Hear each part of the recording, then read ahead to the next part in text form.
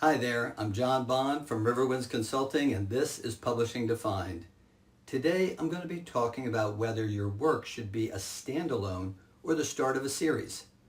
Let's start with standalone novels. From a craft perspective, a standalone gives you the satisfaction of a complete arc in one volume. Beginning, middle, end, done. You can pour all your creative energy into a single, tightly focused story without worrying how today's choices will ripple into book 5. For many writers, especially newer ones, that contained scope is a feature, not a bug. From a publishing perspective, standalones are often friendlier to debut authors in traditional publishing.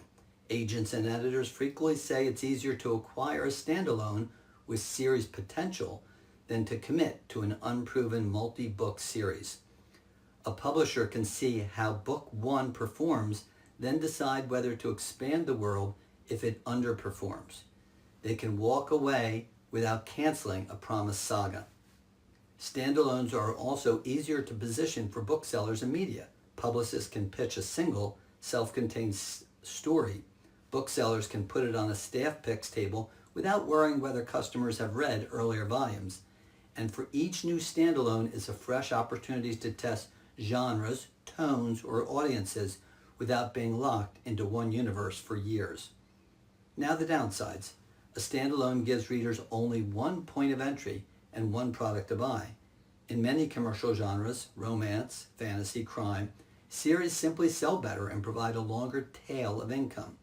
Each standalone requires a new marketing push because you're not automatically pulling readers from book 1 into book 2 in the same world. So what about series? Creatively, a series gives you room to breathe. You can build a rich secondary world, track a character's growth over multiple arcs, or structure a long, complex plot that wouldn't completely fit in one volume. Readers who fall in love with your cast or setting can stay with you for years, which deepens attachment and makes each new release feel like a major event. On the business side, a well-performing series is a powerful asset. Every time you release a new installment, you tend to re-energize interest and sales in book 1, pulling fresh readers into the funnel. The cost to acquire a reader for book 2 or 3 is often much lower than acquiring a brand new reader for an unrelated standalone. But the advantages come with real costs. A series is a major time and energy commitment. You must track continuity, sustain your own enthusiasm, and maintain quality over multiple volumes.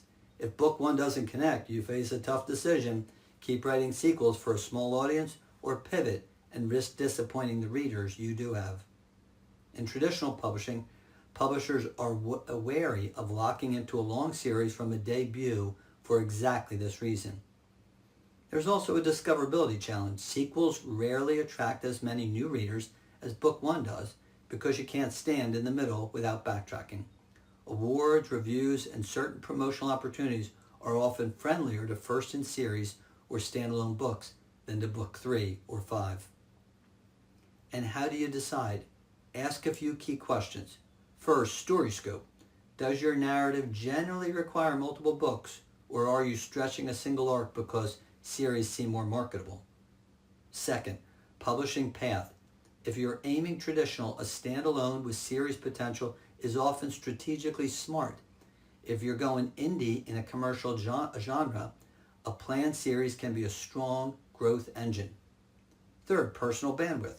Will you still enjoy the world and these people in 5 years, or does the idea simply exhaust you already? Well, that's it. I have a new novel out called To the End of Reckoning. It's a high-concept speculative thriller. What if a film existed of every major historical event? Would footage of Caesar's assassination or Columbus landing in the Americas be accepted as real? And if such films were genuine, who could have created them, and what would their existence mean for the future of humanity? The novel is due out in August 2026.